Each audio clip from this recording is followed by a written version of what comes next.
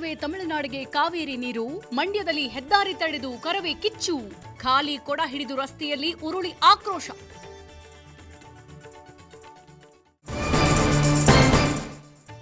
ಕರ್ನಾಟಕಕ್ಕೆ ಸಂಕಷ್ಟ ತಂದ ಸಿಡಬ್ಲ್ಯೂಆರ್ಸಿ ಆದೇಶ, ಕರ್ನಾಟಕ ರಾಜ್ಯ ರೈತ ಸಂಘದಿಂದ ಪ್ರತಿಭಟನೆ, ಬೆಂಗಳೂರು ಮೈಸೂರು ಹೆದ್ದಾರಿ ತಡೆದು ಪ್ರೊಟೆಸ್ಟ್.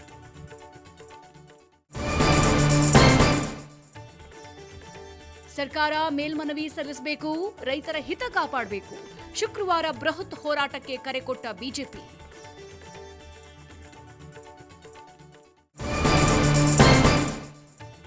ದೆಹಲಿಯಲ್ಲಿ ಸಂಪುಟ ಆಯ್ಕೆ ಕಸರತ್ತು, ಹೈಕಮಾಂಡ್ ಹೈ ವೋಲ್ಟೇಜ್ ಮೀಟಿಂಗ್, ಸಚಿವಾಕಾಂಕ್ಷಿಗಳಿಂದ ಮಂತ್ರಿಗಿರಿಗೆ ಲಾಬಿ.